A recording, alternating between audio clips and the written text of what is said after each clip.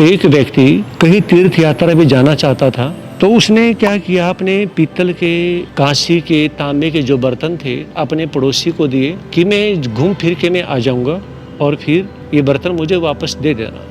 और पड़ोसी को बर्तन देने के बाद में तीर्थ यात्रा पे निकल जाता है। जैसे ही कुछ दिन के बाद वो तीर्थ यात्रा से आता है तो उसने आकर के अपने पड़ोसी को कहता है कि जो मैंने आपको बर्तन दिए थे वो बर्तन मेरे वापस कर दो। अब वो पड़ोसी कहने लगा कि वो बर्तनों को तो घुन खा गया, जो डिमक है उनको, वो डिमक उनको खा गई, अब मैं कैसे दे सकता हूँ। पीतल के, तांबे के जो बर्तन है उन्हें यानी कि डिमक घुन कैसे खा सकती है, आगे खा सकती, क्यों नहीं खा सकती, उनको खा गई उनको।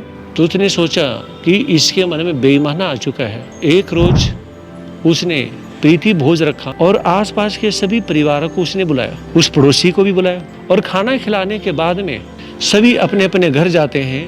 पड़ोसी का बच्चा भी जो वहाँ पर खाना खाने के लिए आया हुआ था, तीर्थयात्री जो पड़ोसी था उसने उस बच्चे को पकड़ के और अपने एक अलग कमरे में ले जाकर के अपने बच्चों के साथ खेलने में लगा दिया। तो अब वो पड़ोसी ढूंढता है लेकिन उसे बच्चा कहीं भी नहीं मिलता है। राजा के पास में जाता है कि मेरा बच्चा नहीं मिल रहा। राजा ने पूछा कि क्या आपको किसी पे शंका है? तो जो तीर्थयात्री जो पड़ोसी था उस पर उसने आरोप लगा दिया। तो राजा ने दोनों को दरबार में बुलाया। राजा ने उससे पूछा कि आपने इसके बच्चे को देखा है? कहा जी हाँ जी, मैंने इसके बच्चे को देखा है। कहा कि इसके बच्चे को चील उठा करके ले गई। तो राजा ने कहा कि एक चील बच्चे को उठा करके कैसे लेके जा सकती है?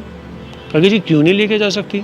जब एक डिमक होती है, जो गुण होती है, वो यानी कि बर्तनों को खा सकती है, तो क्या चील इसके बच्चे को लेके नहीं जा सकती? तो राजा समझ गया था कि हाँ, इसने पहले इसके साथ में गलत किया है। तो राजा ने उसको कहा कि जो तेरे पास इसके बर्तन है वो इसके बर्तन वापस करिए, और उसने उसका लड़का वापस कर दिया। कहने का मतलब बहुत से लोग ऐसे होते हैं कि जो खुद समझने के लिए तैयार नहीं होते हैं। तो कहा जाता है कि ऐसे व्यक्तियों के साथ में जैसे को तैसा करना पड़ जाता है।